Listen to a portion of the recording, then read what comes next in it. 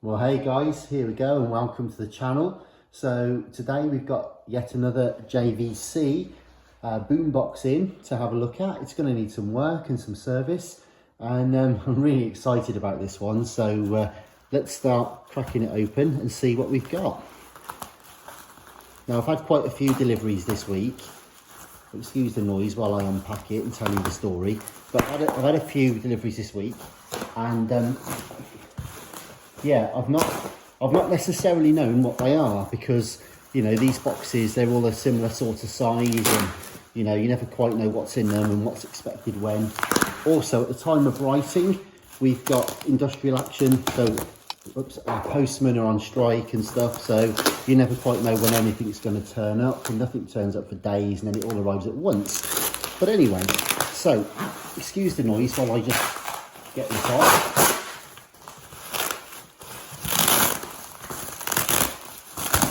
It's a shame, I'm actually trying to salvage the bubble wrap as well, because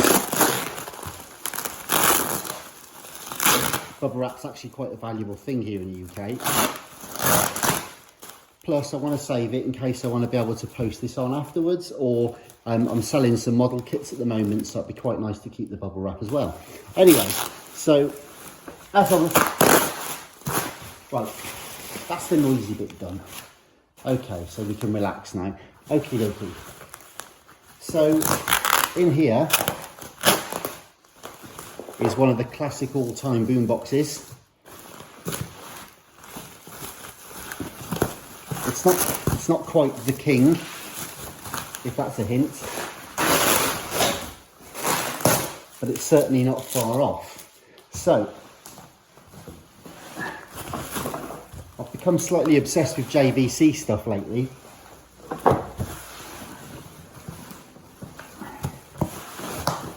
Right, there we go. Sorry, I'm not saying much at the moment. I'm just trying to make some space because this is such a huge unit. So here we go. As I say, I've become quite obsessed with JVC stuff, and I thought it'd be a great opportunity for everyone to learn about the products and about repairs and maintenance. Gosh, he really has done a wonderful job of wrapping this.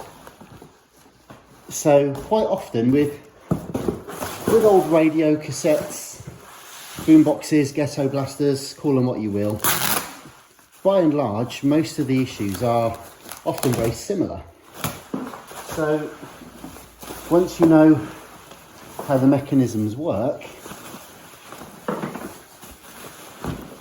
the actual process of fixing them is generally similar. The only real issue is that, of course, some of the units are a lot more complicated than others, and depending on that complexity, it can be a bigger job, it can be more entailed, but the fault finding and diagnostic procedures are pretty much the same. It's all down to being sort of methodical. And anyways, let me just move that bubble wrap. Gosh, right, okay. There you go. It's like a 3-bird roast or something. Anyway, so here we go. Are we ready for the big reveal? Ta-da! more packaging. I'll tell you what, I should be writing to this chap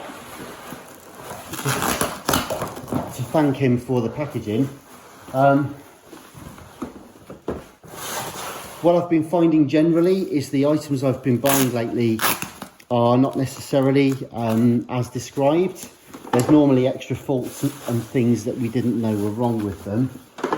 However, some of the things are so rare that you just kind of have to go with it, and then hopefully you can find the parts. Like, he's packaged all that up there absolutely brilliantly, about 3/4 of a ton of bubble wrap, but yet it's been transported with the buckles rubbing against the fragile plastic and sort of scratching it. So, you know, really, in some respects, wrapping that separately might have been useful. But anyways, we digress.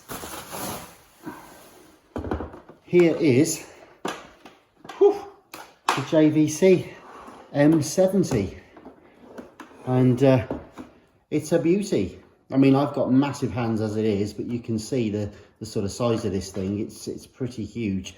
Now, I've bought this as spares or repair, and the obvious issue with it, or issues, are the lack of aerial antennae.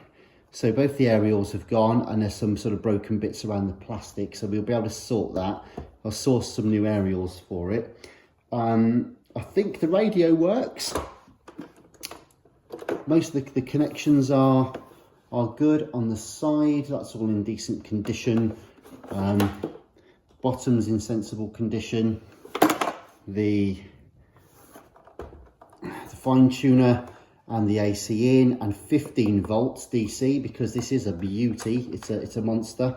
That's all in fairly good nick. The faceplate's good. The sliders are present. I won't check them all to see if they work right now, because I want to give it a bit of a clean first and suck out some of this fluff and dust rather than working it into the sliders. What else? Now, I believe, oh yeah, so one of the screws off of the mechanism. Now, I'd promised myself I wasn't really going to touch anything on these, but there's a screw. I don't know if you can actually see that on there, but it's a little knurled thumb screw. One of those is missing. Now, I'm hoping that it'll be fairly generic, because I believe the actual door, to a degree, stuck a bit, needs a bit of lubrication, or the spring needs adjusting or something, but the mechanism itself seems to work. So we'll have a proper look in due course at this and see what works and what doesn't. But yeah, it's in good condition. I'm pleased with it overall. I think it's as described. So please do stay tuned, do subscribe, and we'll be looking at these units in more detail properly, with less blathering on about packaging and stuff.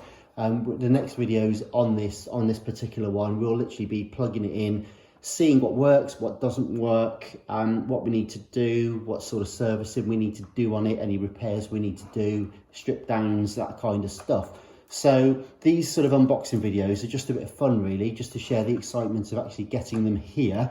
But after that, we'll become a bit more useful and a bit more technical. So do stay tuned for those.